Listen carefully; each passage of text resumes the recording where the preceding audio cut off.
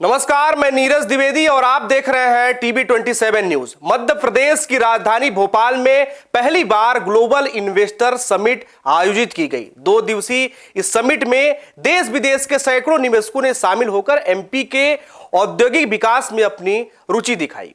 इस समिट में Reliance industry, Adani group, ITC, Godrej, Dabur, Aditya Birla ने भी अपनी ओर से एमपी में निवेश के प्रस्ताव दिए हैं। सरकारी दावों के अनुसार 22.50 लाख करोड़ के निवेश आने से 13.50 लाख रोजगार सृजन की संभावना है। इस समिट में एमपी सरकार ने जहां प्रदेश की कला, संस्कृति और विविधता का प्रचार प्रसार किया, तो वहीं निवेशकों को यह समझाने का प्रयास किया कि औद्योगिक निवेश की दृष्टि से एमपी उपयुक्त है। समिट का शुभारंभ पीएम नरेंद्र मोदी ने किया और आज समापन के अवसर पर केंद्रीय गृह मंत्री अमित शाह सहित 3 केंद्रीय मंत्री शामिल हो रहे हैं।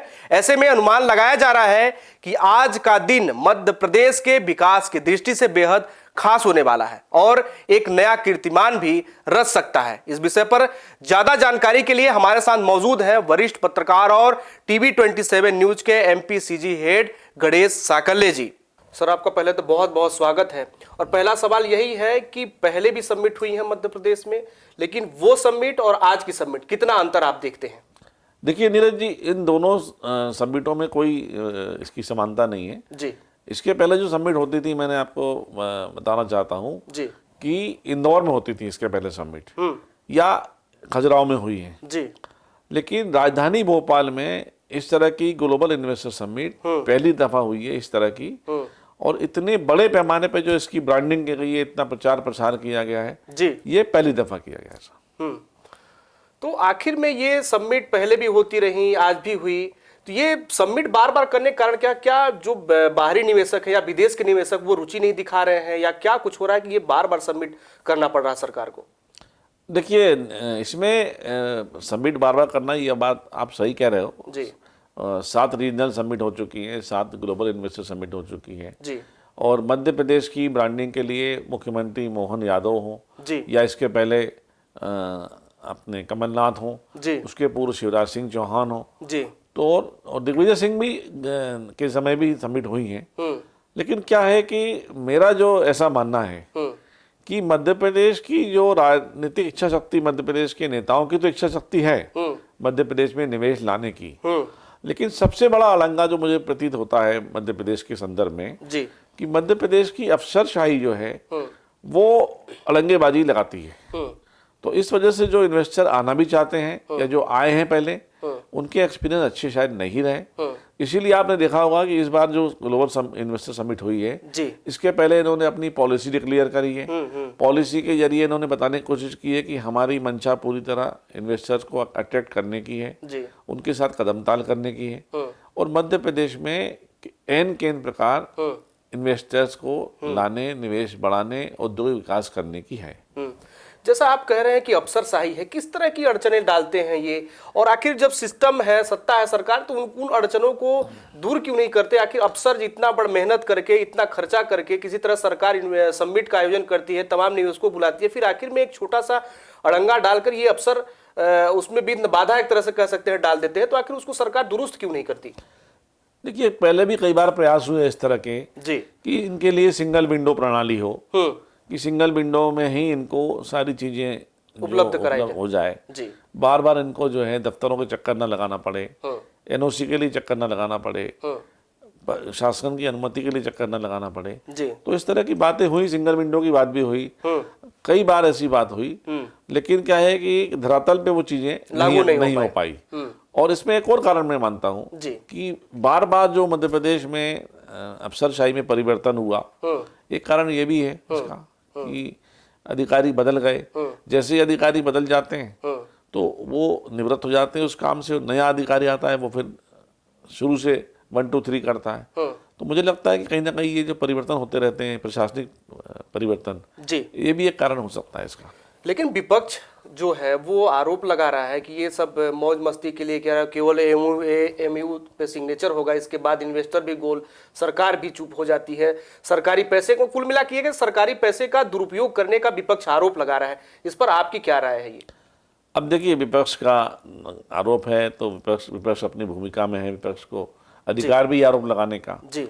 और विपक्ष के आरोपों का सत्ता पक्ष को जवाब देना चाहिए जी। और उनको बताना चाहिए कि भाई हमने इतनी सबमिट करी, इसमें हमारा इतना इन्वेस्टमेंट आया, और जो पहली वाली करी उसमें इतना इन्वेस्टमेंट आया, दूसरी में इतना आया, तीसरी में इतना कुल मिलाकर आंकड़े जारी करने चाहिए। नहीं, आंकड़े की बात नहीं, पूरा एक मतलब विधिवत उसको बताना चाहिए कि भाई, और नहीं आए तो वही बताना चाहिए कि भाई नहीं आ पाए और क्यों नहीं आ पाए, कि भाई इसमें जैसे ये हुआ। तो इस तरह के जो है जैसे फैक्ट एंड फिगर के साथ बात करनी चाहिए। और विपक्ष अगर आरोप लगा रहा है तो सत्ता पक्ष को उसको जो है प्रामाणिकता के साथ पूरी पेश करना चाहिए, बताना चाहिए कि हमने इतनी सबमिट करी, इतना हमारा इसमें खर्चा हुआ, हमारा इतना खर्चा हुआ, और इसमें इतने इन्वेस्टर्स ने एमओयू किया, इनमें से इतने आए, इतने नहीं आए। तो इसमें कोई बुराई मेरे ख्याल से नहीं है, और इसमें जबरदस्ती वाला काम भी नहीं है कोई कि भाई इन्वेस्टर को अगर मध्य प्रदेश अट्रैक्ट कर रहा है, आकर्षित कर रहा है, मध्य प्रदेश की आबोहवा उसको लुभा रही है, मध्य प्रदेश की शांति प्रिय राज्य है, ये उसको लुभा रहा है, यहाँ पे मजदूर उसको मिल रहे हैं आराम से, तो मेरे नहीं समझता कि उसको आने में कोई दिक्कत है। दिक्कत जो मुझे समझ में आती है, मेरे को जो मैंने इतने लंबे समय तक काम किया है, एक ही दिक्कत मुझे समझ में आती है कि कहीं ना कहीं उनको अफसरशाही से दिक्कत परेशानी है। अच्छा, ये पूरा जो कार्यक्रम रहा, इसमें देश के प्रधानमंत्री शामिल है, आज केंद्रीय गृह मंत्री शामिल हो रहे हैं, तो मोदी जी को बुला के ये पूरा उनसे शुभारंभ करवाना, फिर केंद्रीय मंत्री का ना, इसको आप कैसे देखते हैं? क्या रणनीति है इसके पीछे, सरकार की क्या मंशा है? देखिए, इसमें मोदी जी ने जो आए भी थे कल, और कल उन्होंने इस बात को कहा भी है बहुत अच्छे ढंग से सारे समस्त निवेशकों के समक्ष कि मध्य प्रदेश में पिछले 20 साल से स्टेबिलिटी है जी।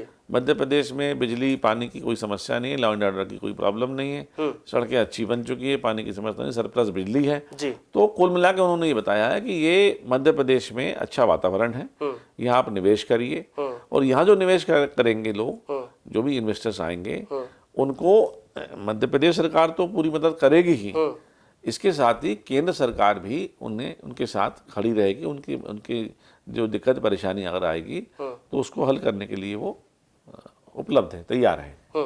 ये इसका पूरा लब्बो-लुबाब रहा उनके। और मतलब नेचुरली अगर मान लो प्रधानमंत्री किसी मंच पे जाते हैं जी, और वहाँ इन्वेस्टर आते हैं और आकर के प्रधानमंत्री अगर आश्वस्त करते हैं उन्हें कि उनको आगे दिक्कत परेशानी नहीं आएगी, तो ये बड़ी बात है, मतलब मेरे हिसाब से। पूरा जो ये ग्लोबल इन्वेस्टर्स समिट का आयोजन है, इसकी पूरी थीम क्या है? इसकी बहुत अच्छा आपने प्रश्न किया जी। और इसमें जो थीम रखी है इन्होंने जी, इसमें थीम है अनंत संभावनाएं जी। अनंत संभावनाएं की जो थीम है, मैं इसको दो नज़र से देखता हूँ जी। अनंत संभावनाएं मध्य प्रदेश में निवेश की भी हैं, अनंत संभावनाएं मध्य प्रदेश में विभिन्न क्षेत्रों में भी हैं जी। तो इस हिसाब से ये थीम उपयुक्त लगती है मुझे, और निवेश के लिए भी मध्य प्रदेश मुझे उपयुक्त नजर आता है। आप मध्य प्रदेश को उपयुक्त माने, सरकार भी करे, लेकिन कैसे उपयुक्त है, किन सेक्टरों में उपयुक्त है, और निवेशकों को कितना उससे लाभ मिलने वाला है? देखिए नीरज जी, मध्य प्रदेश के बारे में आप कितना जानते हैं मुझे नहीं मालूम, लेकिन मध्य प्रदेश जो है वो देश का दिल कहलाता है, और देश का दिल अगर धड़क रहा है निवेशकों के लिए जी, तो ये कोई छोटी मोटी बात नहीं है। और आप इसमें कह भी सकते हैं कि धड़क तो पहले से रहा है, लेकिन डॉक्टर मोहन यादव ने पहली दफ़ा मतलब ऐसा भोपाल में ग्लोबल इन्वेस्टर समिट करी जी, और मध्य प्रदेश क्षेत्रफल के लिहाज से दूसरा सबसे बड़ा राज्य है जी, और इसकी अगर आप देश के नक्शे पे देखेंगे तो मध्य प्रदेश देश के बीचों बीच है। मध्य प्रदेश से आवागमन कहीं भी, जैसे अगर यहाँ कोई प्रोडक्शन करते हैं, कोई भी किसी भी वस्तु का यहाँ पे अपन प्रोडक्शन करते हैं, उत्पादन करते हैं जी, तो उसको देश के किसी भी कोने में भेजने में बड़ी सहजता होगी, सरलता, आसानी होगी। देखिए कनेक्टिविटी मध्य प्रदेश की रेल से है, बाय रोड है, आगरा बॉम्बे रोड मध्य प्रदेश में है, दोनों कॉरिडोर मध्य प्रदेश से निकले हैं। रेलवे का बहुत बड़ा यहाँ जाल फैला हुआ है, जैसा कल प्रधानमंत्री ने अपने भाषण में भी इस बात का उल्लेख किया था उन्होंने। हाँ। और एक और बड़ी अच्छी बात कल हुई कि उन्होंने दतिया के जो नए एयरपोर्ट बना है उसका भी वर्चुअली शुभारंभ किया। तो एयर कनेक्टिविटी, रेल कनेक्टिविटी और बाय रोड कनेक्टिविटी के लिहाज से मध्य प्रदेश में अगर उपयुक्त मैं मानता हूँ औद्योगिक निवेश के लिए। दूसरा जो आपने एक बात अभी छेड़ी जी या एक जिक्र किया कि सेक्टर की बात की, तो मैं आपसे प्रति प्रश्न करता हूँ कि ऐसा कौन सा सेक्टर है जिसमें मध्य प्रदेश में संभावना नहीं है। मैं आपको गिनाता हूँ, एग्रीकल्चर सेक्टर, आपके देखिए हार्टिकल्चर सेक्टर है जी, आईटी है, कंप्यूटर सेक्टर है, आपका जो है फूड प्रोसेसिंग है, आपके ये माइनिंग है, मिनरल्स हमारे यहाँ काफ़ी मात्रा में है मध्य प्रदेश में उपलब्ध है। हाँ, फॉरेस्ट प्रोड्यूस का तो मतलब आप देख लीजिए कि मध्य प्रदेश में फॉरेस्ट प्रोड्यूस का कितना है। तो ऐसे आप अगर एक एक सेक्टर अगर हम लेंगे तो मेरे ख्याल है कि मेरा बहुत लंबा समय निकल जाएगा। जी जी, तो मेरे हिसाब से मध्य प्रदेश में हर क्षेत्र में विकास की संभावना है, निवेश की संभावना है। और Madhya Pradesh agriculture point of view से अगर देखें जी, तो उत्पादन के मामले में भी देश में जो है टॉप 3 टॉप 5 राज्यों में आता है। तो यहाँ पे अच्छा प्रोडक्शन की बात करें हम तो गेहूं है, चावल है, मक्का है, दाल है, तुअर है, चना है, ऐसे तमाम जो दैनिक उपयोग में आते हैं मनुष्य के, वो सारे एग्रीकल्चर प्रोड्यूस यहाँ पे आसानी से यहाँ पे पैदावार होती है। और बहुत फर्टाइल लैंड है। और नर्मदा का जो खास तौर से मैं बताऊं आपको, एक और बताना चाहूंगा इसमें कि नर्मदा की जो पट्टी है और उस पट्टी का जो प्रोडक्शन है, वहाँ का जो उत्पादन है, किसी भी जो खास चीज़ों का ले लें अपन, गेहूं का ले लें, चने का ले लें, तुअर का ले लें, इस पूरी पट्टी में जो पैदावार होती है उसकी जो क्वालिटी है, उसका जो स्वाद है वो अद्भुत है, निराला है मतलब। और उसकी डिमांड जो है देश में नहीं विदेशों तक में उसकी डिमांड है। तो मध्य प्रदेश में बहुत संभावना, सबसे ज़्यादा तो मैं जो देखता हूँ वो फूड प्रोसेसिंग में बहुत ज़्यादा है जी। हमारे यहाँ से लोग ले जाते हैं, गेहूं ले जाते हैं, यहाँ से चना ले जाते हैं, मक्का ले जाते हैं, दूसरे राज्यों में जो है फूड प्रोसेसिंग यूनिट लगा रहे हैं। तो मध्य प्रदेश में क्यों नहीं ले सकती? ये सरकार तमाम प्रयास कर रही है। और जो अभी ये इन्वेस्टर समिट में जितना अभी तक में निवेशकों ने अपना दिल खोल के मध्य प्रदेश में निवेश करने को कहा है, उसके अनुसार से करीब 13.50 लाख युवाओं को रोजगार मिलने वाला है। तो क्या लगता है कि ये धरातल पर लागू हो पाएगा? इतने बड़े बेरोजगारी का भी बहुत बड़ा एक समस्या रहा है, तमाम विपक्ष भी घेरते रहा है, वास्तव में बेरोजगारी है भी। तो ये 13.50 लाख युवाओं को या फिर अन्य लोगों को रोजगार ये मिल पाएगा धरातल पर? ये वास्तव में फलीभूत हो पाएगा? आपने बड़ा अच्छी बात कही, एम्प्लॉयमेंट की, रोजगार सृजन की बात कही जी। इसमें मेरा एक खुद का भी एक सुझाव मेरा एक है, और एक मैं ऐसा मानता हूँ जी कि मैंने पूरे मध्य प्रदेश में कई जगह मैंने खुद जाकर देखा है जी। उसका मैं आपको उदाहरण देना चाहूँगा बाकायदा कि छिंदवाड़ा जिले में सौसर के पास एक जो है रेमंड का वो प्लांट डला जी। रेमंड तो आप जानते हो सब ब्रांड, रेमंड का जो वूलन है, टेरी वूल का जो वहाँ पे कपड़ा बनता है जी। लेकिन क्या हुआ कि वहाँ पर वो जो यूनिट जब लगी, वहाँ पे लगने के पहले वहाँ पे जो मजदूर थे उस आसपास के जिले के, उनकी बाकायदा स्किल डेवलपमेंट ट्रेनिंग नहीं हुई। अच्छा। तो उसकी वजह से क्या हुआ कि जो उन्होंने मजदूर वहाँ रख लिए, उन मजदूरों में कुछ परसेंटेज मजदूरों में ये पाया गया कि उनमें कलर ब्लाइंडनेस की प्रॉब्लम है। तो वो कलर को ठीक से ढंग से पहचान नहीं पाते।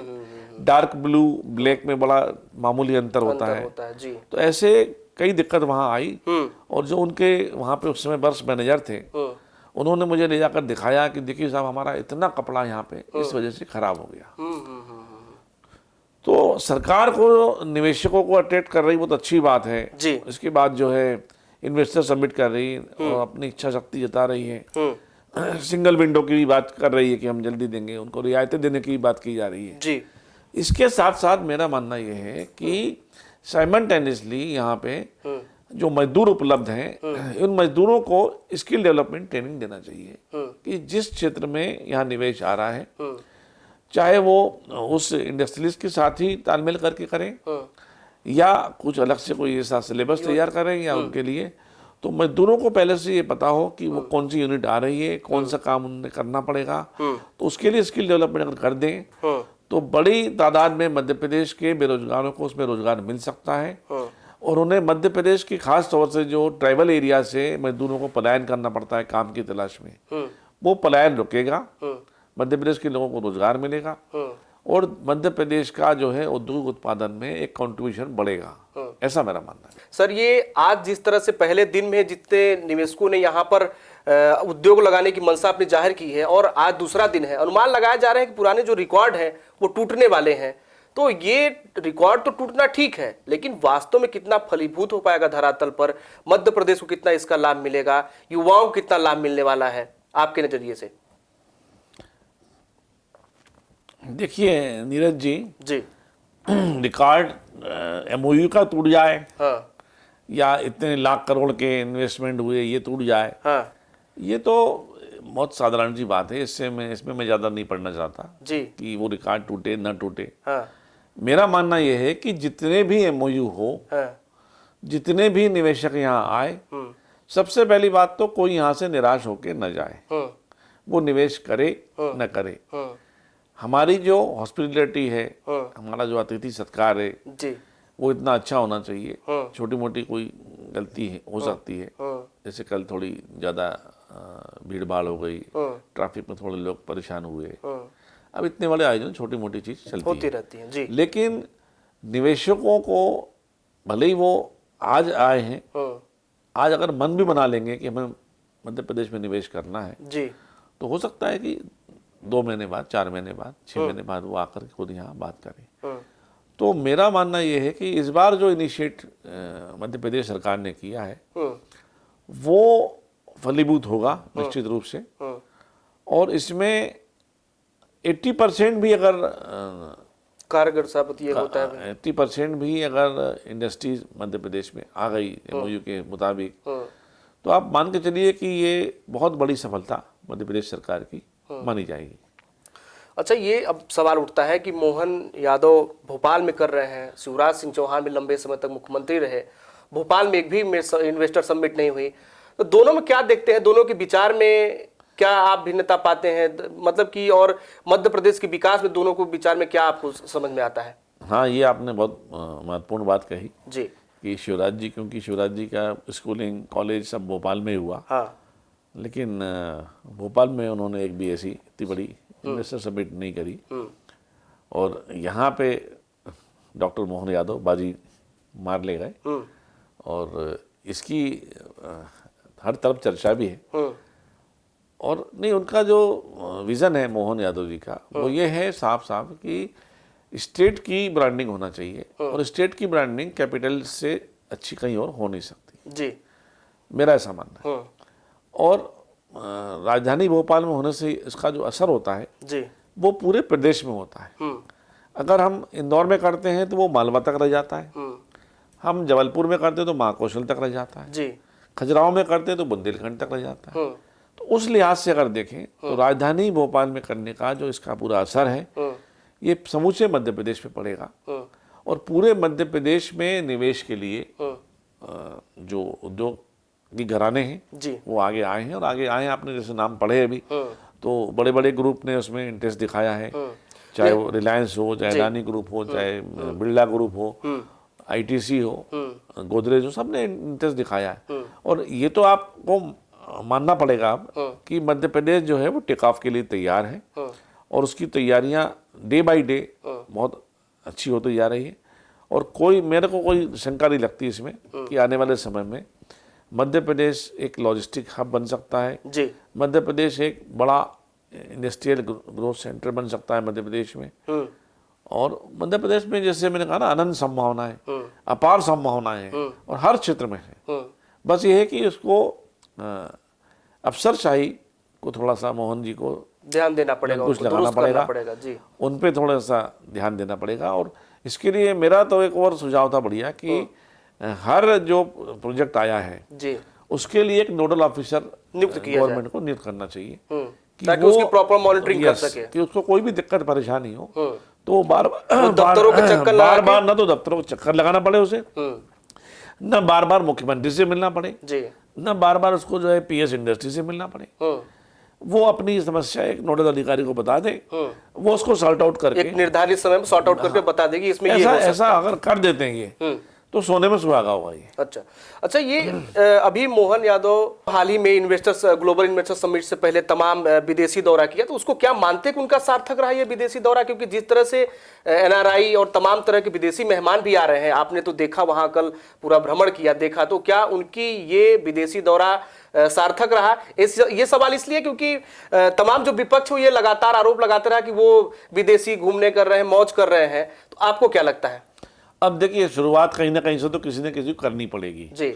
अब अगर हम अपने घर में कोई बहुत अच्छा काम कर रहे हैं, क्वालिटी काम भी कर रहे हैं जी, और किसी को पता ही नहीं है, पड़ोसी को पता नहीं है, हाँ। किसी काम का नहीं। उन्होंने अच्छा किया कि भाई विभिन्न कंट्री में गए, वो विदेशों में गए, जापान में गए, जर्मनी में गए, है ना, तो उसमें क्या बुराई, इंग्लैंड गए, तो जो भी वहाँ के इन्वेस्टर्स हैं जी, जो स्टार्टअप करने वाले हैं, जो यंग एंटरप्रेन्योर्स हैं, कल मैंने बड़ी तादाद में देखा कि विदेशी मेहमान भी बहुत सारे आए जी। और ऐसा नहीं है कि विदेश में जो खाली अंग्रेजी आए या जर्मनी आए या जापान ही लोग आए, विदेशों में रहने वाले बहुत बड़ी तादाद में इंडियंस भी हैं जी, जो भारत में निवेश करना चाहते हैं। और मध्य प्रदेश हर दृष्टि से निवेश के लिए मुफीद है, क्योंकि यहाँ की जो जोग्राफिकल कंडीशन है, यहाँ की जो आबो हवा है, यहाँ का जो शांति है, मध्य प्रदेश में शांति प्रिय प्रदेश है जी। उसके बाद यहाँ पे आसानी से मजदूर उपलब्ध हैं, ट्रांसपोर्टेशन की प्रॉब्लम नहीं है। तो ऐसी तमाम जो मैं चीज़ देख रहा हूँ कि यहाँ मध्य प्रदेश में जो थीम रखी है अनंत संभावनाएं, मैं अनंत संभावना के साथ साथ जोड़ता हूँ कि अपार संभावना है यहाँ, कि कोई यहाँ पे कोई ऐसा रिस्ट्रिक्शन नहीं है कि बस इसी में कर सकते हो, यही कर सकते हो, हर क्षेत्र में यहाँ संभावना है और इसीलिए उसको एक्सप्लोर करने के लिए लोग आ रहे हैं। उन्होंने कल, अच्छा सबसे बड़ी बात है कि डिफरेंट सेशन हुए कल, जर्मनी कोलैबोरेशन के साथ जो इंटरेस्टेड हैं इंडस्ट्रियलिस्ट, उनका भी कल संवाद का कार्यक्रम हुआ, सेशन हुआ और अलग अलग सेशन हो रहे हैं। अलग अलग सेशन में एक्सपर्ट भी बैठ रहे हैं, इन्वेस्टर्स भी आ रहे हैं, तो कहीं ना कहीं मुझे लगता है कि ये 2 दिनी जो समागम है इसका परिणाम अच्छा आएगा और मैं तो आश्वस्त हूँ और मैं आपको आश्वस्त कर भी सकता हूँ 2 दिन का मैंने जब घूमने के बाद वहाँ पे कि अवश्य जो है, ठीक है, ये हो सकता है कि 100% ना आए, 80% आए, 75% आए, मगर मैं मानता हूँ 75% भी आता है तो ये अच्छी पहल है, अच्छा एक कदम है, अच्छी कोशिश है। हम कोशिश ही ना करें तो ये तो कोई बात नहीं होगी, हाथ पे हाथ धर के बैठने से कोई मतलब नहीं होगा। तो ये कोशिश कर रहे हैं और मुझे लगता है आएगा, परिणाम अच्छा होने वाला। एक आखिरी सवाल के साथ इस बातचीत को हम विराम देंगे। सर, ये तमाम जो इन्वेस्टर समिट रही, तमाम व्यवस्थाएं अच्छी रही, सरकार ने अच्छा पहल किया, पीएम भी शामिल हुए, गृह मंत्री भी शामिल हुए, लेकिन आपके नजरिए से, क्योंकि आप लंबे समय अरसे से पत्रकारिता करते आ रहे हैं, तमाम समिट देखा है, उतार चढ़ाव भी देखा, समिटों का क्या आया, क्या कमियां रही, आपके दृष्टि से क्या और बेहतर किया जा सकता था? जो कमियां चूक हो गई, ऐसा कुछ लगा कि परिपूर्ण था ये ग्लोबल इन्वेस्टर समिट? देखिए, परिपूर्ण तो कोई भी नहीं होता जी, हम भी नहीं है, आप भी नहीं है। हाँ। परिपूर्णता के लिए मुझे जो कल थोड़ी सी चीज लगी वहां पे कि जो मतलब टाइकून हैं या बड़े घराने हैं, उनका तो यहाँ पे ऑफिस भी है मध्य प्रदेश में जी, जी, और उनके यहाँ पे प्रतिनिधि भी हैं, हाँ, तो उनका तो कोई इनको दिक्कत नहीं हुई।